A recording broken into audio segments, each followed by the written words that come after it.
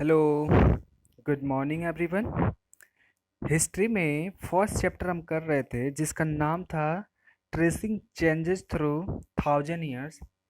एक साल का पूरा इतिहास पढ़ना था। वो इतिहास ये था कि जब से इंडिया पे जो है इस्लामिक जो रूलर्स थे उनका अटैक हुआ था सिंध पे, वहां से लेकर के जब तक जो है ब्रिटिशर्स अंग्रेज हमारी कंट्री में नहीं आ गए थे, कि तब तक का ये इतिहास पढ़ना था कि पूरे एक साल 1000 सालों के अंदर चेंजेस क्या हुई थी।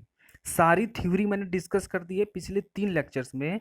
ये चौथा लेक्चर होने वाला है। इस चौथे लेक्चर में केवल हम बात करेंगे कि जो अलग अलग किंगडम्स आए, उन अलग अलग किंगडम्स में क्या क्या चेंजेस हुए, कौन किसके बाद आया, और ये रियलिटी क्या थी कि इंडिया का जो मैप था उसमें जो चेंजेस हो रहे थे, किसकी कितनी बाउंड्री थी, इसके बारे में केवल हम बात करने वाले हैं। केवल मैप्स के बारे में बात होगी आज।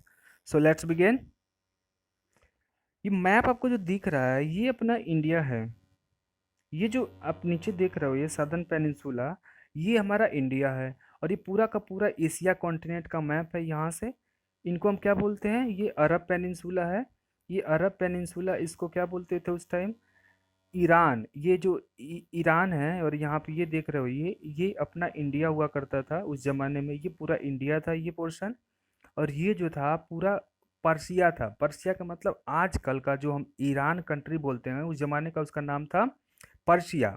तो उस ज़माने में, किस ज़माने की बात कर रहे हैं, जब हम बात कर रहे हैं कितना, ये बात कर रहे हैं हम 100 एसी से लेकर के एडी से लेके 1 एडी से लेके 5 एडी के बीच में जो पूरे वर्ल्ड का नक्शा क्या हुआ करता था उसके बारे में बात कर रहे हैं।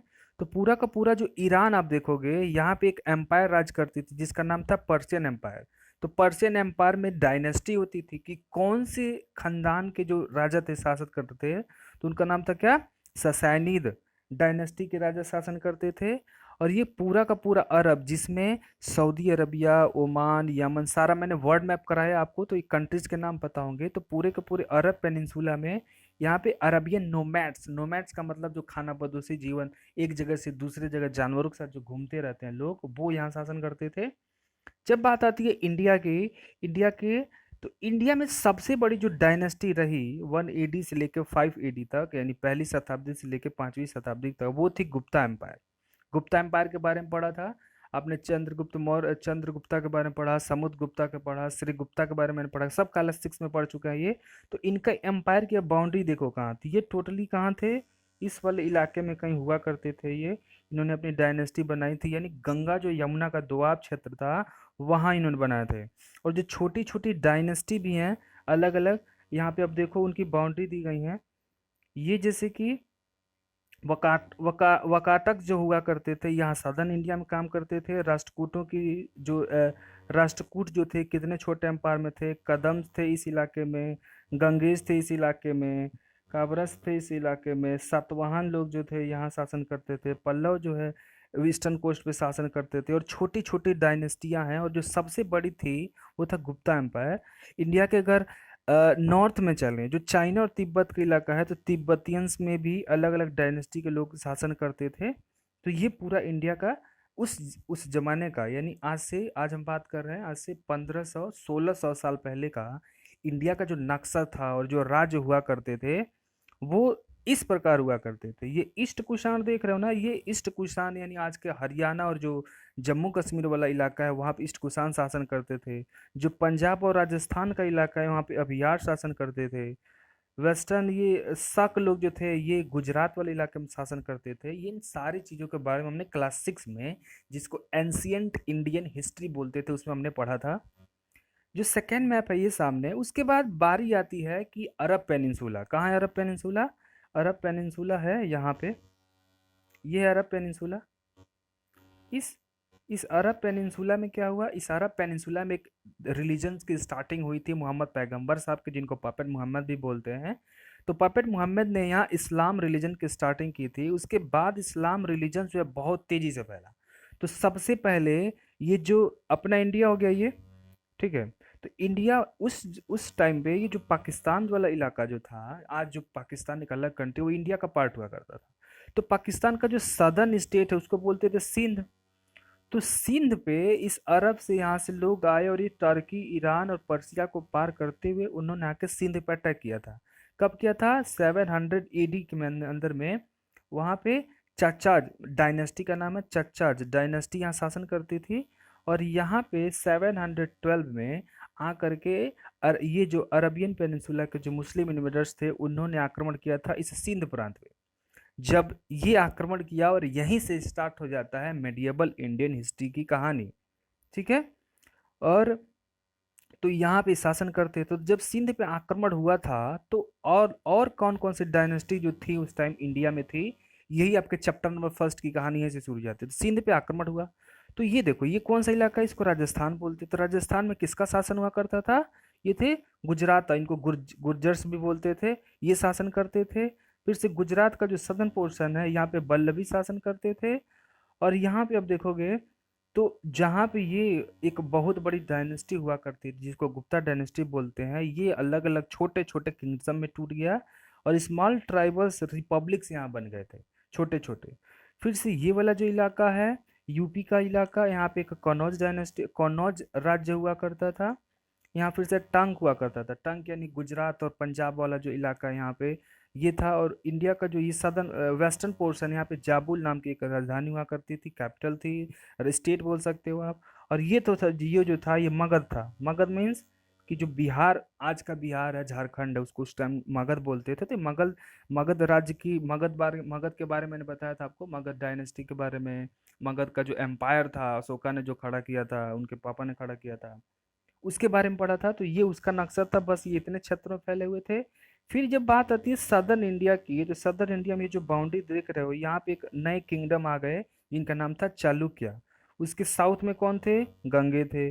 उसके साउथ में ये जो तमिलनाडु का जो कोस्ट है यहाँ पे पल्लव डायनेस्टी हुआ करती थी। और पल्लव डायनेस्टी, यहाँ पे एक नदी बहती है जिसका नाम है तुंगभद्रा।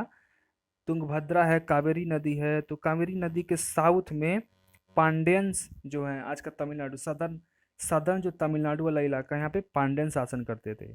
और इस वाले इलाके में जो उड़ीसा का ये छोटा वाला इलाका देख रहे हो यहाँ पे कलिंगा था। यही वो कलिंगा है जिस पे क्या किया था, अशोक ने लास्ट टाइम आक्रमण किया। और उसके बाद कहा कि पूरी जिंदगी में मैं कभी युद्ध नहीं करूंगा, उन्होंने गिव अप कर दिया था अपने वार से, जिसकी कहानी हमने क्लास 6 में 8 या 9 चैप्टर में पढ़ी थी। ये वही कलिंगा है, देख रहे हो ना कितनी छोटी बाउंड्री इनकी। समझ में आ गया मैप। और तिब्बत में तूफान नाम के डायनेस्टी के लोग वहाँ शासन करते थे, ये सारी चीजें।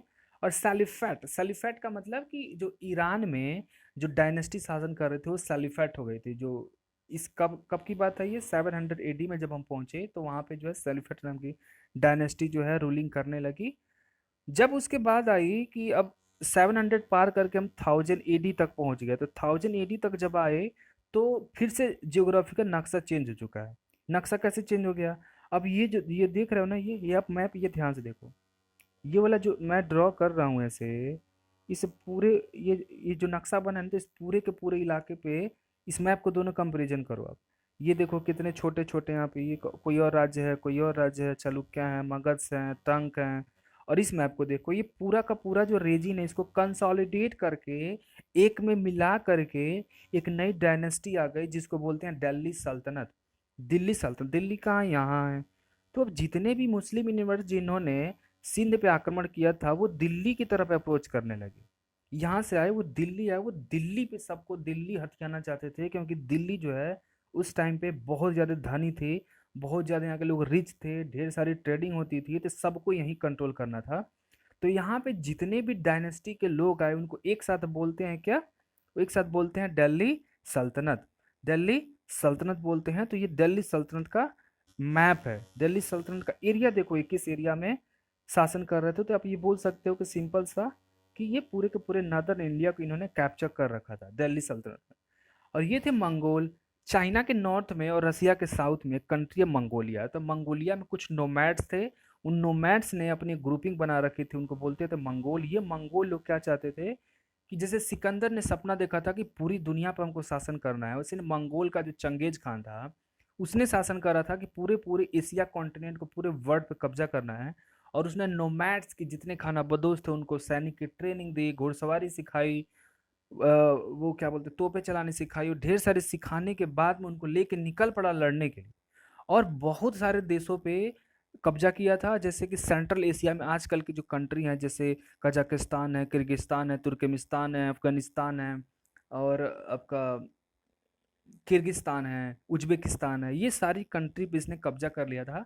यहाँ तक उसने पर्सिया पे, टर्की तक भी उसने अटैक कर लिया था। अब वो आने वाला था कहाँ, इंडिया पे अटैक करने के लिए। उसने इंडिया के दिल्ली पे 2 बार अटैक भी किया था। जब दिल्ली सल्तनत में, आगे वाले चैप्टर्स में पढ़ेंगे कि कौन से ऐसे दिल्ली सल्तनत के सुल्तान थे जिनके टाइम में मंगोल्स ने इंडिया पे आक्रमण किया था, तो उसके बारे में आने वाले चैप्टर्स में पढ़ेंगे। बट हाँ, ये आपको दिमाग में होना चाहिए कि इनकी बाउंड्री है कहाँ। ठीक है। फिर से ये जो गुजरात वाला इलाका देखो, गुजरात वाला इलाका जो अभी भी सेपरेट था, यहाँ पे अलग जो है डायनेस्टिक शासन करते थे। लेकिन जब बात आती है महाराष्ट्र, महाराष्ट्र और कर्नाटक वाले इलाके में एक नई डायनेस्टी आ चुकी थी, यादव डायनेस्टी। और ये कौन सा इलाका है, ये है आपका वेस्ट बंगाल और उड़ीसा का इलाका। यहाँ पे ईस्टर्न गंगा जो अलग शासन करते थे। और थोड़ा सा और साउथ में आओगे तो ये आंध्र प्रदेश वाला, ये बहुत इंपॉर्टेंट है, ध्यान रहिए। ये ये कौन है, काकतीय बोलते थे इनको। तो काकतीय, आजकल का जो आपका आंध्र प्रदेश और जो तेलंगाना है, तो आंध्र प्रदेश तेलंगाना और उसको क्या बोलते थे उस टाइम, काकतीय बोलते थे। काकतीय का बाउंड्री देखो आप, यहाँ से यहाँ तक था, ये शासन करते थे। फिर ये बात कर रहे हैं अगर किसकी, म्यांमार की, तो म्यांमार में एक राज्य हुआ करता जिसको बोलते थे पेगु। फिर से ये जो बांग्लादेश वाला और जो सदर्न त्रिपुरा मेघालय वाला इलाका, इसको अकारान बोलते थे, इस वाले स्टेट को। यहाँ पे बगान था। ये बंगाल देखो कितना छोटा था उस टाइम। फिर से ये नेपाल कंट्री जैसे की तैसे थी। तो ये सारा का सारा मैप था उस टाइम का। उसके बाद बात आई कि नहीं, फिर से जो है कि धीरे धीरे चेंजेज हुई। तो दिल्ली सल्तनत से पहले क्या हुआ कि वो जितने भी स्टेट थे ना, वो टूटे थे। यानी ये जो मैप इसके बाद में आएगा, इसको पहले चर्चा करते हैं। तो साधर्न इंडिया में ये आ गए थे कौन, चालुक्य डायनेस्टी के लोग, देख रहे हो ना। और ये जो रिवर है, ये कौन सी रिवर है, ये रिवर है तुंगभद्रा। तुंगभद्रा, और ये जो ऊपर से रिवर है, ये कृष्णा रिवर है। तो तुंगभद्रा और कृष्णा के साउथ में यहाँ पे चोला डायनेस्टी के लोग शासन करते थे। कावेरी जो रिवर्स थी, यहाँ कावेरी रिवर भी बहती है। तो ये पूरा का पूरा इलाका था किसका, चोला डायनेस्टी का। और यहाँ पे जो है कौन थे, चालुक्य थे। और ईस्टर्न चालुक्य, ईस्टर्न गंगे, पाल। अब बंगाल वाला जो इलाका था जहाँ पे दूसरे लोगों का शासन था, यहाँ पे कौन आ गए थे, पाल डायनेस्टी के लोग आ गए थे। फिर से यूपी और बिहार वाले इलाके में कौन थे, यहाँ पे प्रतिहारों का शासन करता था। कौन, प्रतिहार, जिनको बोलते थे ना गुर्जर प्रतिहार। तो ये उनकी जो है बाउंड्री हुआ करती थी। नॉर्थ में चलेंगे तो नॉर्थ में यहाँ कश्मीर जो था, यहाँ पे एक मारूल स्टेट हुआ करता था, साहिज स्टेट था। ठीक है। फिर से सुमरास सुमरस यहाँ शासन करते थे। और फिर से सबसे ज़्यादा इंपॉर्टेंट थे कौन यहाँ पे, सोलंकी, गुजरात में सोलंकी। ये वही सोलंकी हैं जिन्होंने गुजरात का जो सोमनाथ टेम्पल था बनवाया था, सोलंकियों के काल में शायद बना था। तो वहाँ पे भीम तृतीय एक राजा हुआ करते थे, उनके टाइम पे जो है किसने आक्रमण किया था, 17 बार आक्रमण किया था। एक व्यक्ति थे यहाँ अफगानिस्तान का, उसका नाम था मोहम्मद गजनवी। मोहम्मद गजनवी ने भारत पे आक्रमण किया 17 बार। और गुजरात का जो सोमनाथ टेम्पल है उसको लूटता था और फिर चला जाता था। फिर ये वाले इलाके में जो मध्य प्रदेश का थोड़ा सा इलाका, यहाँ पे परमार्स थे। तो इन डायनेस्टीज का जब नाम लिया जाए तो ये मैप आपके दिमाग में है, उन कहाँ तक बाउंड्री का उनकी थी, उनके राज्य की बाउंड्री कहाँ थी, ये दिमाग में बैठ जाना चाहिए। इसलिए मैप ये सारे डिस्कस कर रहे हैं हम।